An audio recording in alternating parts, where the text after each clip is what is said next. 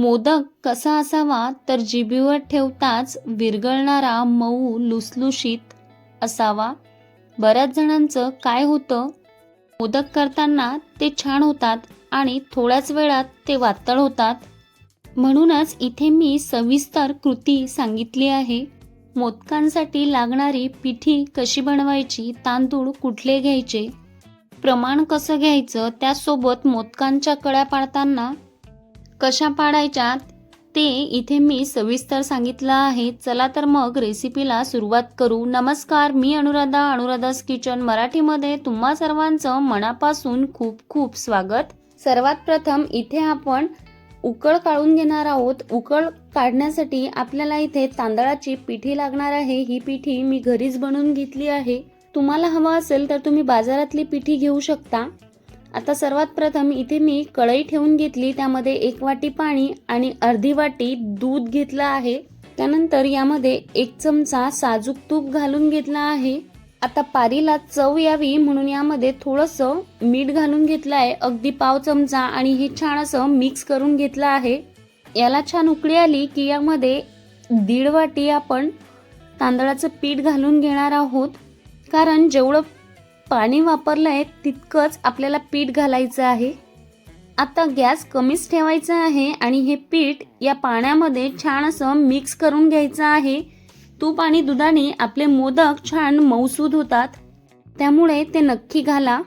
आपल्याला गॅस बारीकच ठेवायचा आहे। आता झाकण ठेवून 15 मिनिटं छान अशी वाफ काढून घेऊ। सुरुवातीचे 2 मिनिटं मी गॅस बारीक ठेवला, नंतर गॅस पूर्ण बंद केला आहे। आता मोदकासाठी लागणारं सारण बनवून घेऊ। यासाठी कढईमध्ये मी 1 चमचा तूप घालून घेतला आहे आणि त्यानंतर खोलेला ओला नारळ घालणार आहे। इथे मी 1 कप खोलेला नारळ घातला आहे। आता हा तुपावर थोडा परतून घेऊ। तसं बघायला गेलं तर तूप नाही घातलं तरी चालेल, पण तुपाने या सारणाला छान चव येते, कारण नारळाला स्वतःचं असं तेल असतं, त्यामुळे तूप नाही घातलं तरी चालेल। आता हे ओलं नारळ आपण थोडं परतून घेणार आहोत। इथे आपलं ओला नारळ छान परतून झाला आहे। आता यामध्ये काही ड्रायफ्रुट्स घालून घेऊ आणि हे सुद्धा थोडे परतून घेऊ। ड्रायफ्रुट्स सुद्धा छान थोडेसे असे परतून घेऊ। ड्रायफ्रुट्स परतल्यानंतर यामध्ये अर्धा कप बारीक चिरलेला गूळ घालून घेऊ। आता इथे मी 1 कप नारळाचा चव घेतला आहे, त्यामुळे इथे मी अर्धा कप बारीक किसलेला गूळ घेतला आहे। इथे तुम्ही गोडाचं प्रमाण तुमच्या आवडीने कमी अधिक करून घेऊ शकता। आता हे आपल्याला गूळ वितळेपर्यंत छान परतून घ्यायचं आहे, कारण नारळ जर आपण परतलं नाही तर ते खूप असं सारण आपलं ओलसर होते, त्यामुळे मोदक फुटण्याची भीती असते। पण ओलं खोबरं थोडं आधी परतून घेतलं की त्याला पाणी कमी सुटतं, म्हणजेच आपले मोदक फुटणार नाहीत। इथे आपलं सारण छान परतून तयार आहे। आता यामध्ये पाव चमचा वेलची पूड आणि थोडंसं जायफळ घालून घेणार आहोत। त्याचबरोबर 1 चमचा भाजलेली खसखस सुद्धा घालून घेणार आहोत। याने आपल्या मोदकाला छान अशी चव येते। आता पुन्हा एकदा हे मिक्स करून घेऊ आणि मिश्रण गार करून घेऊ। इथे आपलं मिश्रण छान तयार आहे। आता हे साईडला ठेवून घेऊ। एक 15 मिनिटं आपण ही उकळ छान झाकून ठेवली होती। आता तुम्ही बघू शकता इथे आपली उकळ छान बनून तयार आहे। आता हे एका परातमध्ये काढून घेऊ आणि हाताला थोडं पाणी घेण्यासाठी एका वाटीमध्ये पाणी घेऊ। आता ही उकळ छान आपल्याला चुरून घ्यायची आहे। आता ही उकळ आपल्याला गरम गरम असतानाच मळून घ्यायची आहे, त्यासाठी हाताला थोडंसं असं गार पाणी घ्यायचं आणि ही छान अशी मळून घ्यायची। तुम्ही या ठिकाणी मॅशरचा सुद्धा वापर करू शकता, पण मी हे हाताने छान अशी मळून घेणार आहे। भाकरीचं पीठ जसं आपण मळतो तशीच आपल्याला ही उकळ सुद्धा छान मळून घ्यायची आहे। जेवढी छान आपण उकळ मळतो तेवढे छान आपले मोदक इथे बनून तयार होतात। तर आता हे अगदी 6 ते 7 मिनिटं आपण अशीच उकळ मळून घेणार आहोत। अगदी तुम्हाला जर वाटत असेल की उकळ खूप कोरडी झाली आहे तर तुम्ही कोमट पाण्यामध्ये हात घालून ही उकळ छान अशी मळून घेऊ शकता। तर बघा, अजून एक 6 ते 7 मिनिटं मी ही उकळ छान अशी मळून घेतली आहे। तर इथे आपली छान मऊसूद अशी उकळ बनून तयार झाली आहे। आता ही उकळ कशी ओळखायची तयार झाली म्हणून, असं यामधला गोळा ओढून बघायचा आणि तो जेवढा लांब होईल तेवढी आपली उकड छान अशी मळल्या गेली आहे असं समजायचं.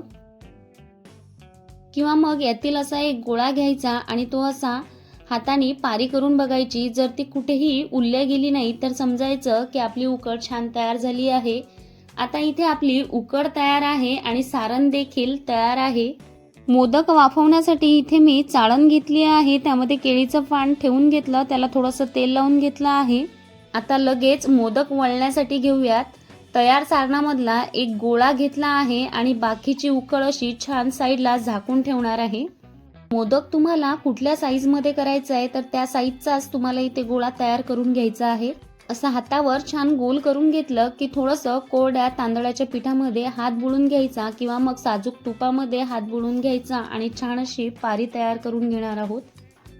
तर पारी करताना आपल्याला कळा दाबत जायच्या आणि मधात थोडंसं जाडसर ठेवायचं आहे. आवश्यकता वाटेल तसं हाताला तांदळाचं पीठ घ्यायचं आहे. पारी बनवताना आपल्याला फक्त एक काळजी घ्यायची आहे की पारी सर्वकडून सारखी असायला हवी. कुठे जाड किंवा कुठे बारीक अशी आपल्याला पारी करायची नाही. इथे आपली पारी बनवून तयार आहे. आता आपण याच्या छान अशा कड्या पाडून घेणार आहोत. तर आता काय करायचं, 3 बोटाच्या साहाय्याने आपण ह्या पाकळ्या करून घेऊ. मधलं बोट, अंगठा आणि तर्जनी. आता तर्जनी अशी आपल्याला ही मधात ठेवायची आणि असा साईडला 2 बोटांनी चिमटा काढून घ्यायचा, म्हणजे छान आपल्या इथे पाकळ्या छान अशा पाकळ्या पडतील. पारी जर आपली जाड असेल तर पाकळ्या पाडताना तिला चिरा जातात.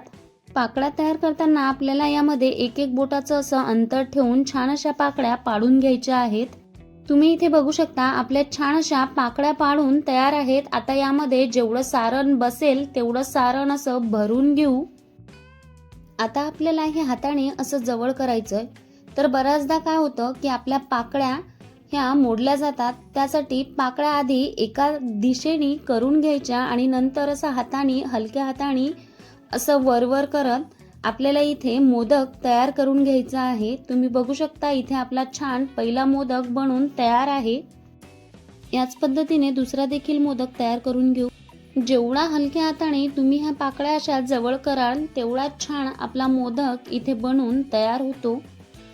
अगदी वरवर हलक्या हाताने आपल्याला ह्या पाकळ्या अशा जवळ करून घ्यायच्या आणि हळुवारपणे असं हे तोंड बंद करून घ्यायचं आणि वरचं एक्स्ट्राचं सारण काढून घ्यायचं आणि मोदकाला छान असा आकार देऊन घ्यायचा.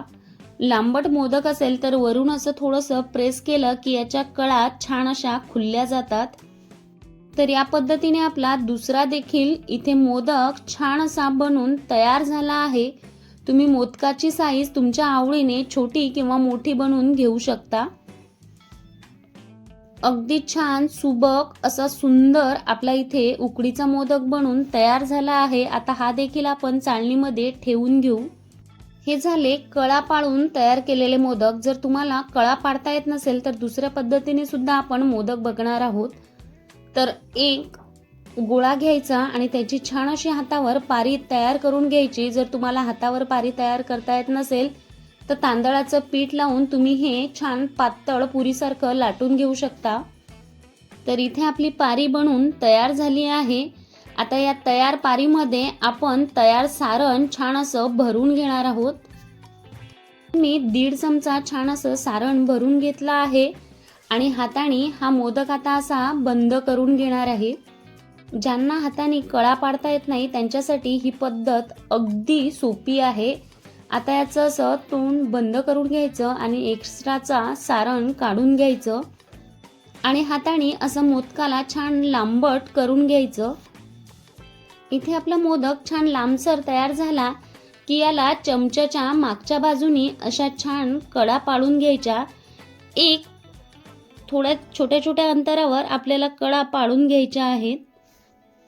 व्हिडिओत दाखवल्याप्रमाणे आपल्याला ह्या अशा कडा पाडून घ्यायच्या. तुम्ही इथे बघू शकता छान आपला कळीदार मोदक इथे बनून तयार झाला आहे. ज्यांना हाताने कळा पाडता येत नाही त्यांच्यासाठी ही पद्धत अगदी उत्तम आहे. आता हे देखील या चाळणीमध्ये काढून घेऊ. या पद्धतीने मी सारे मोदक इथे बनवून तयार करून घेतले आहेत. आता हे मोदक आपण स्टीम करून घेणार आहोत. स्टीम करण्याआधी आपण इथे काही अशा या मोदकांवर केशराच्या काड्या लावून घेणार आहोत, जेणेकरून आपला मोदक छान आणि सुगंधित बनून तयार होईल. तर इथे मी सर्व मोदकांना अशा केशर काड्या लावून घेतल्या आहेत. इथे आपले छान असे कळीदार पांढरे शुभ्र मोदक बनून तयार झाले आहेत. आता हे आपण वाफवून घेणार आहोत.